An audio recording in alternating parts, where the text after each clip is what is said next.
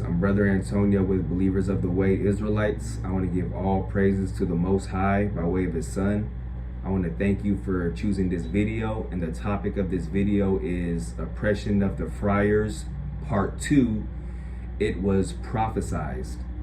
So in my first video, I informed about how the Spanish missionaries came to the Americas and oppressed the natives when they was forcing them into the religion of Catholicism.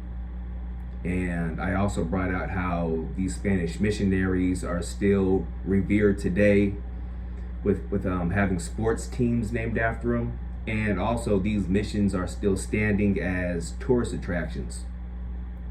So in this video, I'm going to bring out how that oppression that they brought upon the natives was prophesied in the Bible to happen to the Israelites, connecting the natives of America to the Israelites in the Bible. So I'm going to continue reading off the two sources that I brought out in my first video.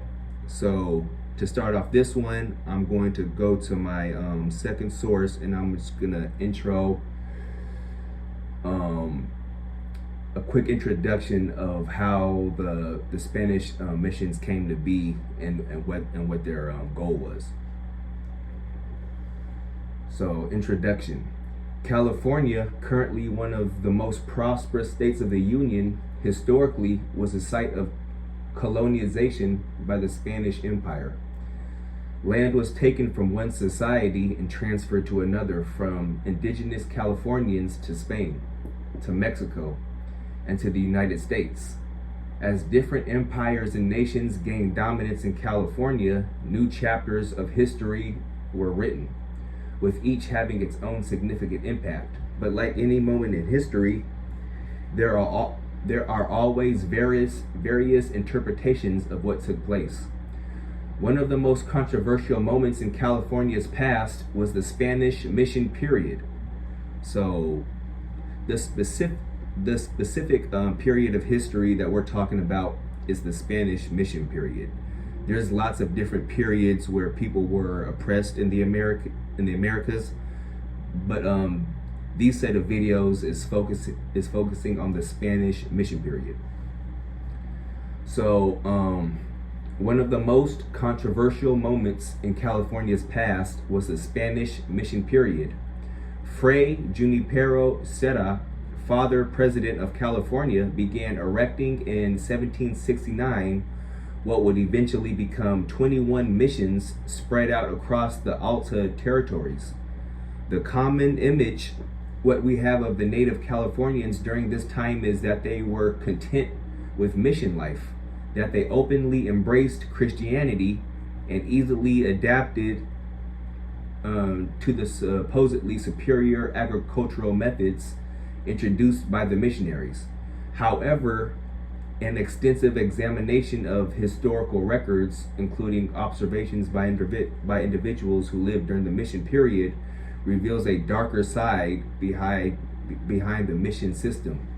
In fact, the missions played a pivotal role in Spanish colonization of California, which resulted in disastrous effects on the indigenous people. The focus of this essay, okay, I'm not gonna read that part. So pretty much, the Spanish missions came to California and they set up, I think it said 21 missions. And of course, you know, as history goes on, they'll like to say that it was not as bad as it was. But as we get into this lesson, we will see how bad it actually was. Okay, so that's just a quick intro on the Spanish mission period. Now we're going to go into the Bible and connect how these similarities were prophesied to happen to the Israelites. So we're going to go to the book of Deuteronomy chapter 28, which we are going to be reading from a lot in this video. So we're going to start off with the book of Deuteronomy chapter 28, starting at verse 15. But it shall come to pass, if thou wilt not hearken unto the voice of the Lord thy God, to observe to do all his commandments and all his statutes, which I command thee this day, that all these curses shall come upon thee and overtake thee.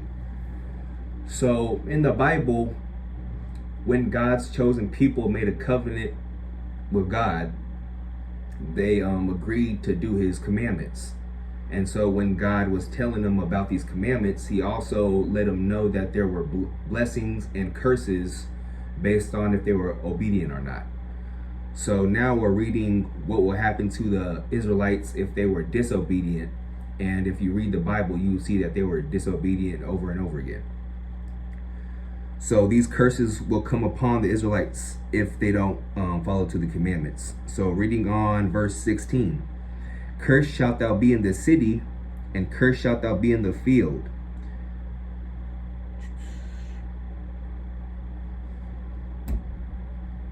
Okay, so this first curse, cursed shalt thou be in the city, and cursed shalt thou be in the field. So we're going to go to page 22 of source 2, and we're going to get an account of how the natives were cursed in the city and cursed in the field.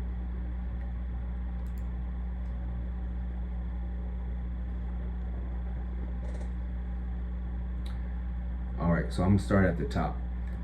Spanish agriculture took over the fertile lands, and staple crops like barley, corn, and wheat were planted.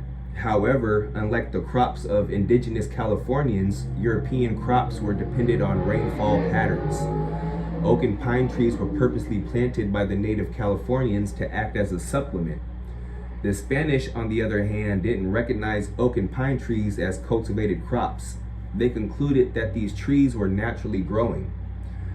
So what I'm going to get to here is that the natives were having a hard time finding food out in the wild and in settled places. So, and that's how they were cursed in the field and cursed in the city. That's what we're going to get to as we continue reading. So we're seeing that the European ways of agriculture and the indigenous ways of agriculture are clashing. The Spanish, on the other hand, didn't recognize oak and pine trees as cultivated crops. They concluded that these trees were naturally growing. Thus, without a second thought, many of the oaks and pines were cut down for the purpose of constructing buildings and tanning hides, further reducing the natural bounty.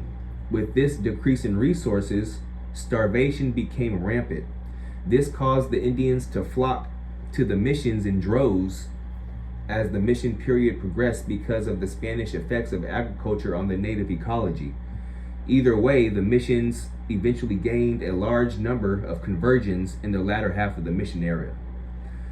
So when the Europeans had came to the land, they weren't treating the land properly based off of their ignorance of the type of plants and whatnot.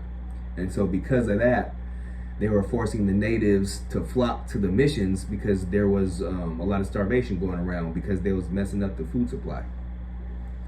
So once again, Deuteronomy chapter 28, verse 16. Cursed shalt thou be in the city, and cursed shalt thou be in the field. So after the starvation is forcing them to come to the settled places, which would be these missions, it's even worse there. So now we're going to read a little bit about daily life in the missions. Daily life and conduct at the missions. Within the missions, indigenous people encountered the rigors of Franciscan life. Native Californians, first of all, had no idea of what it meant to convert and become a part of the Catholic faith. They didn't know the church doctrine. Had they foreseen the harsh regimen expected of obedient Catholics, they might have reconsidered. But desperation gripped many of the native California people. Once converted, they were labeled neophytes, which was a term used to identify Indians who accepted the way of the church and had chosen to live on the mission. So once the starvation forced them to come to the missions, life was hard there, and and as this said that they it was regrettable. So that's Deuteronomy chapter 28 verse 16. That's just one way how that curse was manifested. Now, of course, there's many ways that the natives were cursed in the land and cursed in the field, but this is just direct comparisons from a source to these curses. Okay, so reading on in Deuteronomy chapter 28, we're going to read, let's go right down to verse 17. Cursed shall be thy basket and thy store.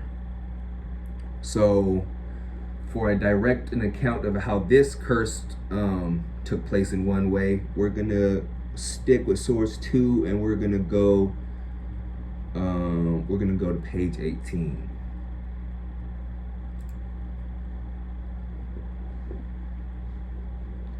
Page 18. Okay. Starting at the top. And once again, we're reading, cursed shall be thy basket and thy store. Verse 17 of Deuteronomy chapter 28. So this is talking about your supplies and your food supplies. So now we're going to see how the natives' food supplies were cursed during the Spanish mission period. As a result, a strict working discipline. Okay, no, I'm gonna skip down. Spanish impact on the California ecosystem. Some historians, like Dr. Doyce B. Nunes Jr., a professor at the University of Southern California, Department of History, do not believe the notion of a California Eden and the native California utopia. Nunes argues that the indigenous people were living on the edge and had no real food supplies to live on. Pestilence, droughts, and other natural phenomenon that occurred disrupted the food cycle. So what I'm going to get into here is that it was like a twofold way that the curses were having effect. Not only were their food supplies affected by natural reasons, probably directly by the Most High, but their food supplies were also affected from the oppressors directly. So both natural and reasons from the oppressor, their food supplies were being affected. So once again, pestilence, droughts, and other natural phenomenon that occurred disrupted the food cycle. He claims that Native American supplements were primitive at best. The Franciscans, on the other hand, bore two significant materials, goods and food. This backs up the concept given. Okay, so that's just the part on page 18. Also, so now we're going to see how their food supplies were affected directly through oppression. So we saw that natural reasons were affecting their food supplies, and also right here we're going to see how the oppression did. This is on page 22 of source 2. Spanish agriculture took over the fertile lands, and staple crops like barley, corn, and wheat were planted. However, unlike the crops of indigenous Californians, European crops were dependent on rainfall patterns. Okay, so I already read this. So we see that when the Europeans came in, their ways of doing agriculture affected the food supplies, and we also see that natural conditions were affecting the food supplies. So that would be Deuteronomy chapter 28, verse 17. That's one of the ways that manifested with the natives, connecting them to the curses that the Israelites were prophesied to go through. All right, so continuing on, we're going to read Deuteronomy chapter 28, verses 20 and 21. The Lord shall send upon thee cursing, vexation, and rebuke, and in all that thou settest thine hand for to do, until thou be destroyed, and until thou perish quickly because of the wickedness of thy doings. whereby thou hast forsaken me. The Lord shall make the pestilence cleave unto thee, until he have consumed thee from off the land, whither thou goest to possess it. So this verse is saying how the Most High is going to send cursing, vexation, and rebuke. So pretty much that just hard times is going to happen. And also it says that the pestilence is going to cleave unto them, which is like diseases. So to get this curse being manifested during the Spanish mission period, we're going to go to the first source, number 1. And I'm going to read the same section that I did in my first video. And also, going back to Deuteronomy chapter 28, verse 20, it says it's going to send cursing, vexation, and rebuke. So cursing, vexation, and rebuke is like you're being bothered, you're being rebuked by somebody. So we're going to see some examples of that. So this is source number 1, and I'm reading the section that is labeled Whipping and Death as Spiritual Benefit. On July 31st, 1775, Father Junipero Serra, which is the same guy that we've seen who's responsible for setting up the missions in the first place, sent a letter to Spanish military commander Fernando Rivera requesting that 4 Indians who had tried to flee from Mission Carmel be whipped. He also offered to send shackles in case the commander didn't have any. 2 or 3 whippings, which your lordship, and this is a quote from him directly, 2 or 3 whippings, which your lordship may order, applied to them on different days, may serve, for them and for the rest, for a warning, may be of spiritual benefit to all, and this last is the prime motive of our work. If your lordship does not have shackles, with your permission, they may be sent from here. I think that the punishment should last one month. So he was saying that these natives should be whipped, and that this whipping would be a spiritual benefit to them, and that it should last a month. So I would definitely say that would be vexation and rebuke. Continuing on. So I'm going to skip down in this paragraph due to the second to last paragraph. Due to mistreatment, confinement, and widespread diseases for which the natives had no immunity, the mission Indians began to die in huge numbers. Rather than mourn them, however, Sarah was happy to see so many newly baptized souls go to heaven. So verse 21 of Deuteronomy chapter 28. The Lord shall make the pestilence cleave unto thee, until he have consumed thee from off the land, whither thou goest to possess it. So we know that the natives came to this land to possess it, to keep the commandments like they weren't doing properly in the land of Israel. And just like this curse says in verse 21, the Europeans brought diseases that almost consumed them from off the land. So now that when people come to America, they think of Europeans and not necessarily the natives of this land. So that's verse 21. That's one way verse 21 manifested with the natives of the land. So continuing on,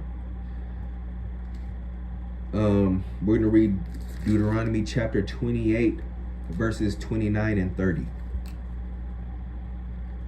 And thou shalt grope at noonday, as the blind gropeth in darkness, and thou shalt not prosper in thy ways, and thou shalt be only oppressed and spoiled evermore, and no man shall save thee. Thou shalt betroth a wife, and another man shall lie with her. Thou shalt build a house, and thou shalt not dwell therein. Thou shalt plant a vineyard, and thou shalt not gather the grapes thereof. So once again, this verse is talking about how the Israelites are going to be oppressed all throughout the day, as it says in noonday. And it also says that they're not going to prosper, and it says that they're going to constantly be oppressed and spoiled evermore. So we're going to see how these curses manifested. So we're going to stay in source 1, and I'm going to read under the section that's called de facto slavery.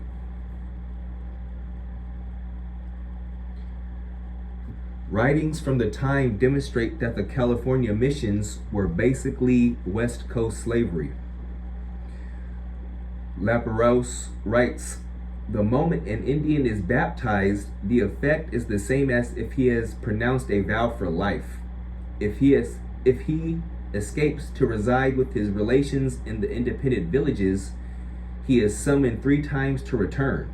If he refuses, the missionaries apply to the governor, who sends soldiers to seize him in the midst of his family and conduct him to the mission, where he is condemned to receive a certain number of lashes with the whip. Overseers called, okay, so just to pause right there. So when it says in verse 29, and thou shalt not prosper in thy ways, and thou shalt be only oppressed and spoiled evermore, and no man shall save thee. So when somebody was baptized into a mission, they were completely controlled by it. Nobody can save them. If they went back to their family couldn't save them. They were only oppressed evermore. Continuing to read on. Overseers called alcaldes were also tasked with capturing, returning, and punishing runaways. Indians were not allowed to leave mission grounds without permission, so they had no control over their life anymore. American Sherborne F. Cook, who visited the missions, described women being locked up at night in unsanitary, cramped quarters. So when it says in verse 30, thou shalt betroth a wife, and another man shall lie with her. So I'm assuming that sometimes some of these women would be baptized into the missions, and if a woman was already married to a man and she happened to be forcefully she was forced into membership into a mission, then she would be owned by the mission, and whatever their protocol for her, that's what she would have to abide by, whether she had a man previously or not. And the Europeans didn't care about that. So that's verses 29 and 30, how those curses manifested in certain ways to the natives. So continuing on in Deuteronomy chapter 28 and comparing these curses that were prophesied to happen to the Israelites that happened to the natives from these 2 sources we're reading from. We're going to read verses 33 through 36. The fruit of thy land and all thy labors shall a nation which thou knowest not eat up, and thou shalt be only oppressed and crushed always. So this is simple. It says that a nation which thou knowest not eat up. So we've already seen through certain sources here that the natives were living on the land and they were prospering in ways that they had learned to survive. The Europeans came over and they were not familiar with the Europeans and the nations that they were. And these Europeans came over and completely destroyed their way of eating, their agriculture, their food stores, etc. So that's verse 33. Verse 34, so that thou shalt be mad for the sight of thine eyes, which thou shalt see, which is pretty simple. Anybody would be mad if their food and land was being taken. Verse 35, the Lord shall smite thee in the knees and in the legs with a sore botch that cannot be healed from the sole of thy foot unto the top of thy head. The Lord shall bring thee and thy king, which thou shalt set over thee, unto a nation which neither thou nor thy fathers have known, and there shalt thou serve other gods, wood and stone. So as far as the sores from the head to the feet, if you look up, I believe it's the blankets, the smallpox blankets that the Europeans gave to the Native Americans, if you see those pictures, they were covered with sores from the head to the foot, just like the Bible says. And in the last part, when it says that you shall serve other gods, wood and stone. So this is talking about how the natives were forced to serve the Bible through the way the Europeans were serving it, which was their form of Christianity and Catholicism. So to see how they were forced to serve these false religions, we are going to continue in source 1, and I'm going to read under this section called Taking Mass at Gunpoint. Ludovic Chorus, an artist traveling with a Russian expedition, visited Mission San Francisco in 1816, and he described how attendance at church services was compulsory. All the Indians of both sexes, without regard to age, are obliged to go to church and worship. Armed soldiers are stationed at each corner of the church.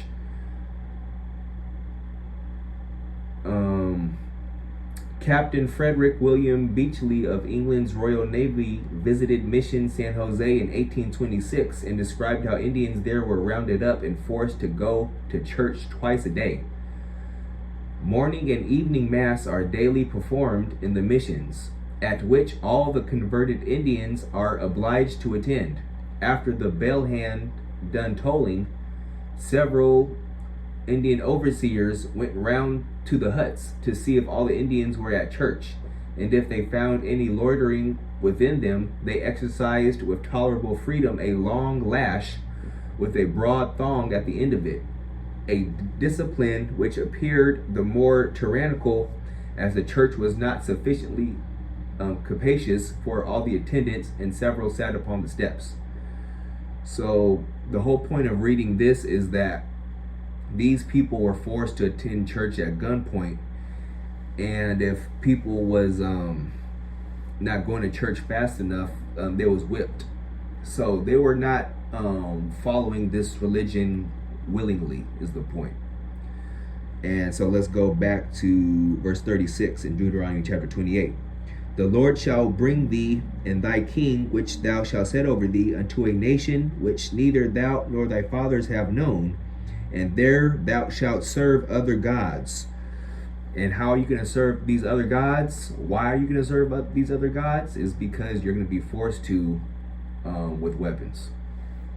So that's verses 33 through 36, and ways that they manifested to the natives during the mission period in California. All right, continuing on in Deuteronomy chapter 28. We're going to read verses 43 through 44. The stranger that is within thee shall get up above thee very high, and thou shalt come down very low. He shall lend to thee, and thou shalt not lend to him. He shall be the head, and thou shalt be his tail. Moreover, all these curses shall come upon thee, and shall pursue thee and overtake thee, until thou be destroyed, because thou hearkenest not unto the voice of the Lord thy God, to keep his commandments and his statutes which he commanded thee.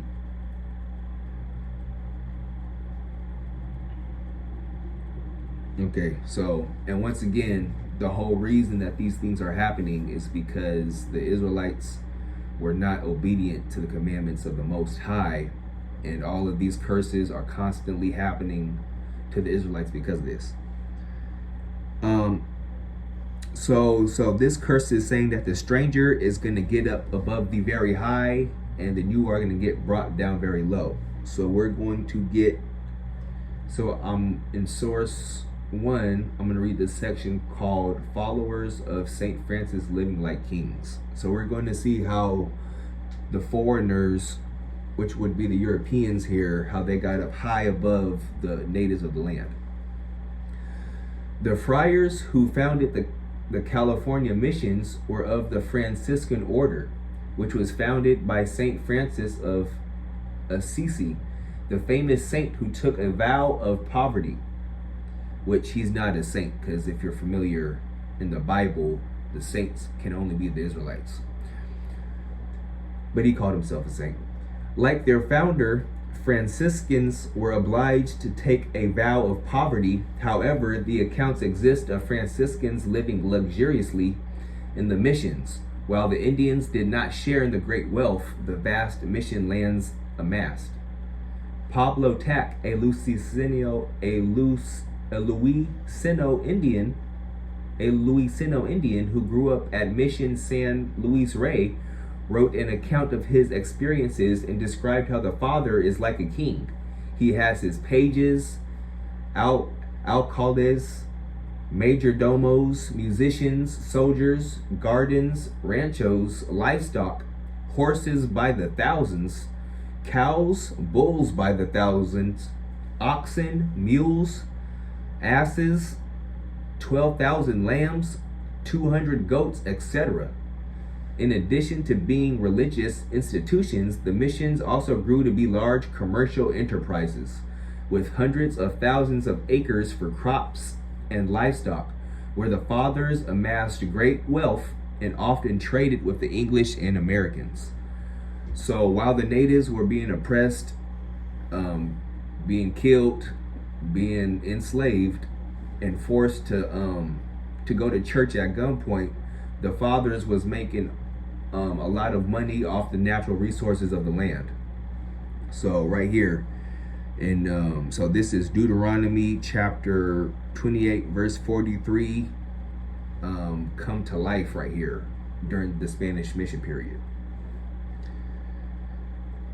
So, all right, continuing on in Deuteronomy chapter 28, we're going to read verses 49 and 50.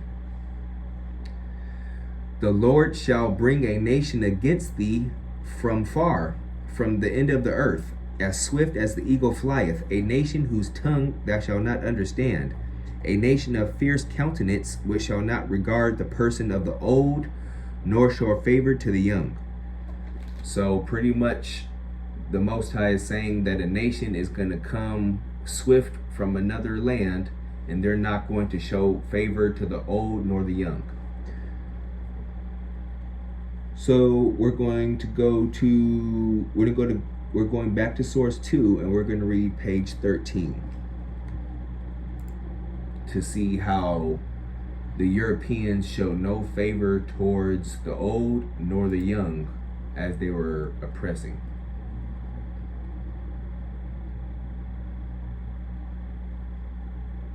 Okay, this is the second to last paragraph on page 13 of source number 2. In 1542, Bartolomé de las Casas, a Spanish clergyman, described the brutality of his countrymen as the conquistadors started pillaging the New World of its resources, becoming the demonic scourge against the indigenous Americans. De las Casas writes in his letters, they, the conquistadors, penetrated into the country and spared neither children nor the aged. And this is crazy because this is a direct quote that this guy wrote, and this sounds exactly like in the Bible. I'm gonna read it one more time. Verse 49 of Deuteronomy chapter 28. The Lord shall bring a nation against thee from far, from the end of the earth, as swift as the eagle flieth, a nation whose tongue thou shalt not understand. And we know that the natives weren't speaking Spanish when the Spanish missionaries first came there. They were forced to learn Spanish. Verse 50, this is the one that connects directly to this quote. A nation of fierce countenance, which shall not regard the person of the old, nor show favor to the young. So let's read this quote at the end of page 13 again. They, the conquistadors, penetrated into the country and spared neither children nor the aged. They tore babies from their mothers' breasts and dashed their heads against the rocks. Wow, that's just like in the book of Psalms. They spitted the bodies of other babies together with their mothers and all who were before them on their swords. Wow. Okay, so This is a direct quote from Bartolomé de las Casas, a Spanish clergyman. And his direct quote sounds like it's coming directly out of Deuteronomy chapter 28, verse 50. Wow. Okay. So that's that. Continuing on in source 2, we're going to read verse 54. So that the man that is tender among you and very delicate, his eye shall be evil towards his brother, and toward the wife of his bosom, and toward the remnant of his children, which he shall leave. I'm going to focus on the first half of this verse, where that the man is tender among him is evil toward his brethren. So we're going to go to page 25 of source number 2.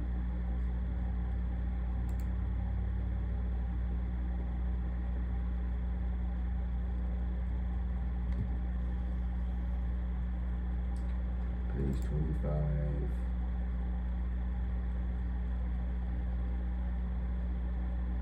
Okay, this is page 25, and I'm starting at the second paragraph. Some neophytes, however, gained positions of authority. So we learned that the neophytes were newly converted Native Americans who were converted onto these missions. And so we see that some of these were given authority. These were the alcaldes, or the overseers. These individuals, described by George Harwood Phillips, were the ones most acculturated and the most favored. They carried out the orders of the clergy. Visitors to the mission described some of the alcaldes as very lazy individuals who enjoyed seeing the hard labors of others. So boom, there it is right there. An evil eye. These natives who are given a privileged position, as soon as they got that position, they enjoyed seeing the hard laborers of others. So that's the man that is tender among you and very delicate, his eye shall be evil toward his brother. So even though these people are fellow natives, just because they got a high position, they're already looking down on them. At Mission San Luis Rey, the alcaldes brought the whip or the rod upon those who fell short of their assigned labor. Even during mass attendance, some visitors found it rather unusual to see groups of neophytes being forcibly led to the chapel under the threat of the whip by the alcaldes. So we're seeing that they were even going above and beyond to beat their fellow natives, just to do it. So that's verse 54, at least the first half of it. We get a direct an account of how the native men had an evil eye towards their brothers just because they were given a higher position. And to wrap this up, actually, we're going to leave Deuteronomy 28. We're going to go to the book of Ecclesiastes, chapter 7 and 7 real quick.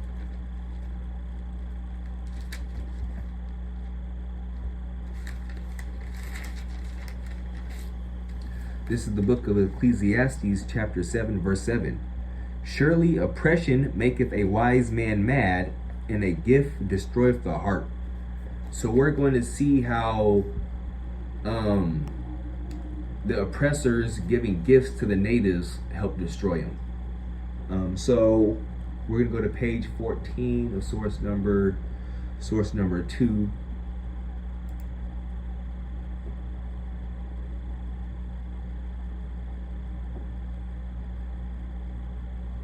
Okay, I'm starting at the third paragraph of page 14.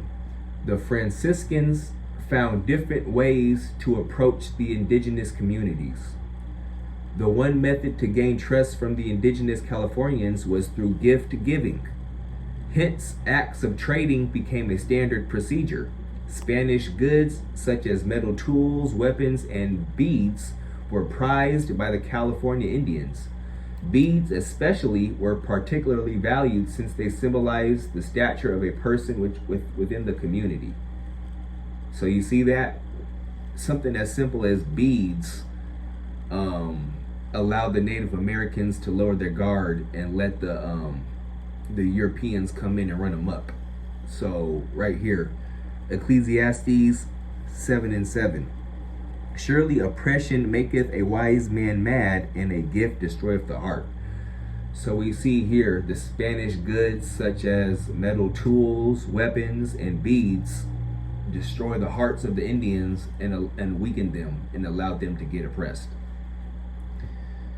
And to wrap this up, we're going to read Deuteronomy chapter 28, verses 65 and 66.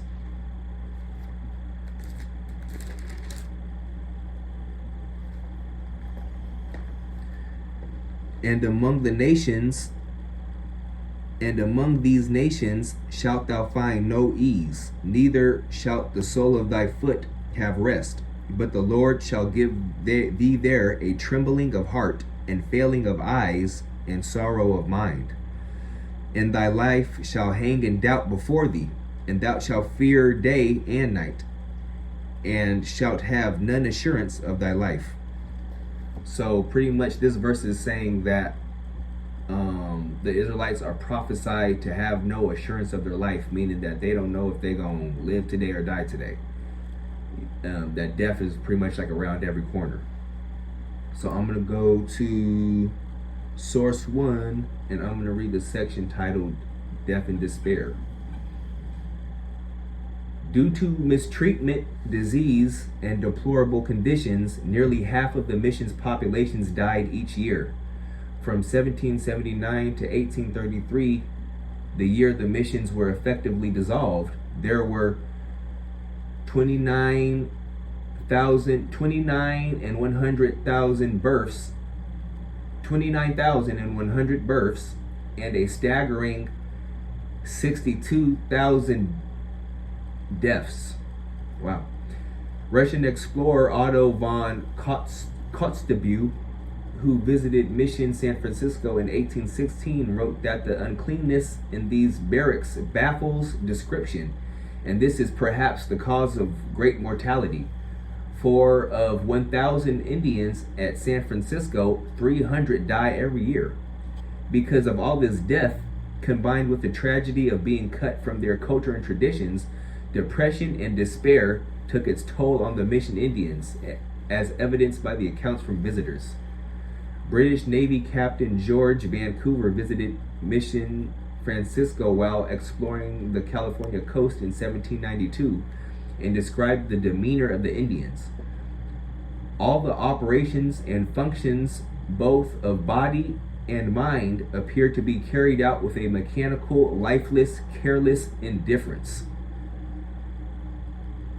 The Russian artist Chloris wrote that he never saw an Indian laugh. They looked as though they were interested in nothing. So, in Deuteronomy chapter 28, verses 65 through 66, it says, "The Lord shall give thee a trembling of heart and a failing of eyes and a sorrow of mind." All of these accounts are directly seem like they're just mirroring Deuteronomy 28.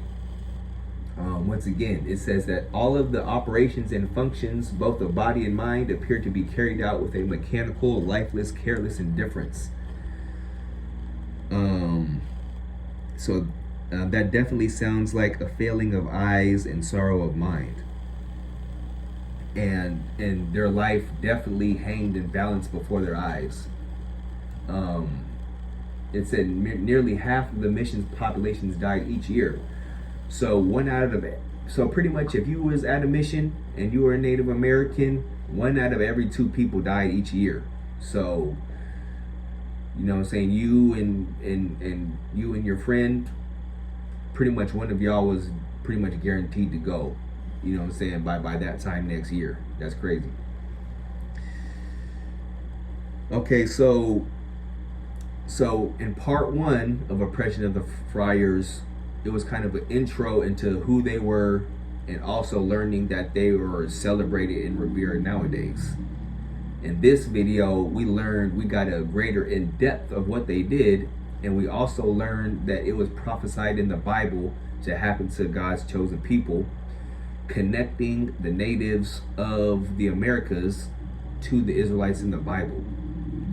So I hope this was very good information for you to decide on how you feel about the Latinos being the Israelites. I want to thank you for watching and see you again next time.